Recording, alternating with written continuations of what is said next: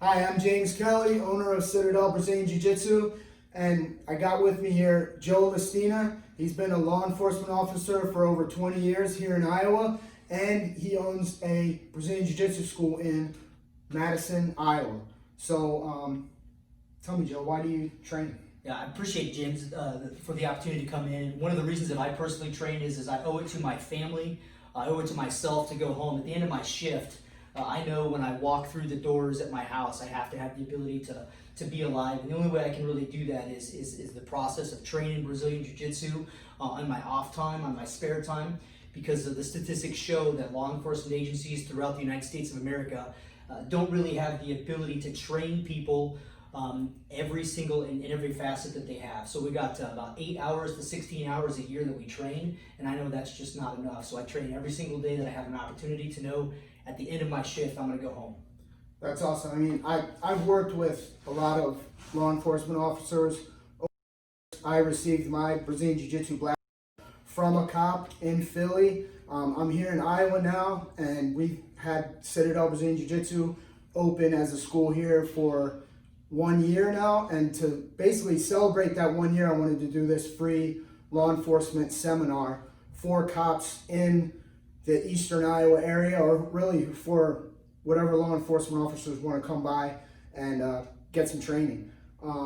Would you say even like not just the techniques of jiu-jitsu, but as far as, you know, the mental aspect of things, and you know, even like the adrenaline dump that you could get in confrontations, whether it's verbal or physical, does that help a lot? Does that training for jiu-jitsu help with that too? I think it does. I think it directly translates into, in law enforcement, we often train force on force. So whether that's shooting somebody with simunitions, we always train ourselves that if you get shot in a training scenario, you're just going to keep fighting through it.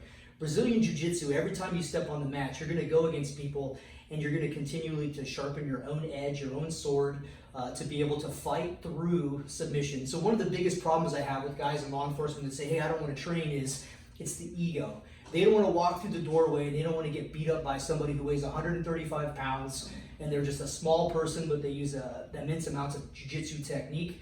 And I just tell them right off the bat, hey man, you got to change your perspective and your lens on how you look at that stuff. Because when you get shot in training with simunitions, you keep fighting, you keep going through that. When you get on the mats and train Brazilian Jiu-Jitsu and you get submitted, you just train and you fight through that, and it continues to make you better, stronger, that mental edge that we need as law enforcement to keep going no matter what happens. And you know, even especially if you're training with the right people, you know, you could come in and train and fight through these challenging positions and situations and stuff like that. But at the same time, you're not just left alone out there. You know, you're getting from not only your coaches, but should be from your teammates as well. So you're constantly getting built up. It is humbling. I've been training jiu-jitsu for over 20 years. You know, a huge part of my life is jiu-jitsu, and I get humbled almost every day training. That's just the nature of it. But my coaches and my teammates, I'm a coach myself, but coaches need coaches. My coaches and teammates, they build me back up and they help me out. And if I have a situation that I get into that I'm not sure maybe what to do, or a mistake that I made, I get to ask them, or they'll point it out to me, and then I get help. And then this way, you know, if it comes down to a real situation on the street,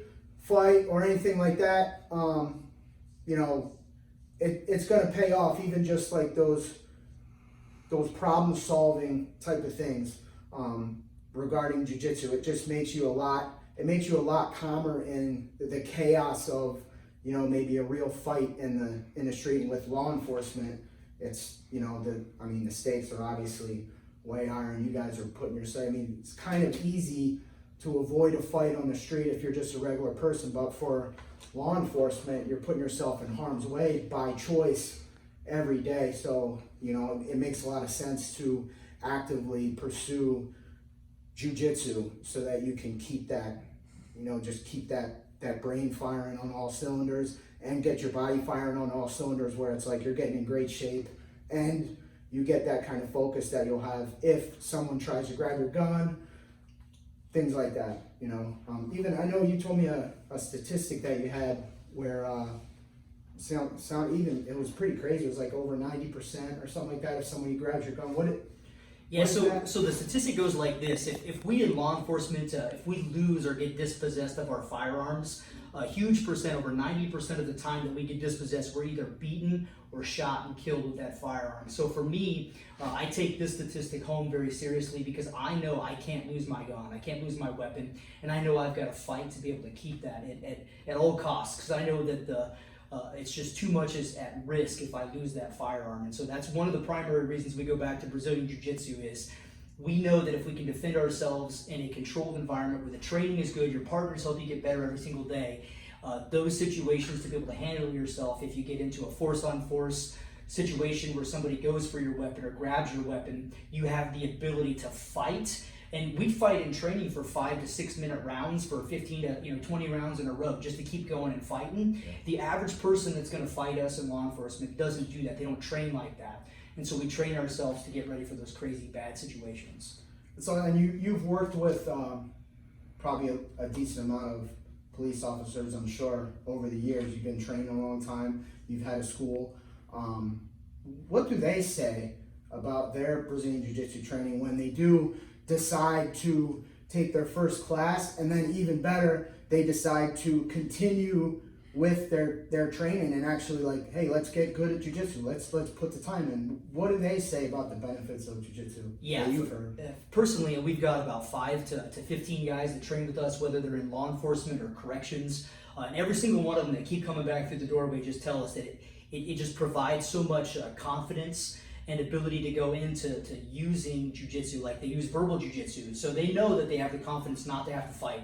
But if they do and they have to go hands-on somebody, they feel a lot more confident having the ability to go in there and do that in a way that's going to be effective, and it's going to be way more efficient training than what we get trained in our 8 hours to 16 hours that we get from our agencies here in the state. All right, awesome. Well, I mean, there you have it, Joe. Thanks for your service to the community. Thanks for being an awesome teammate. You know, I love training with you, and I really appreciate being able to train with law enforcement officers and also help coach law enforcement as well. I'm sure you do as well, and I just appreciate it, man. Thanks for doing this video, and come check out jiu-jitsu. That's all I gotta say. It'll save your life.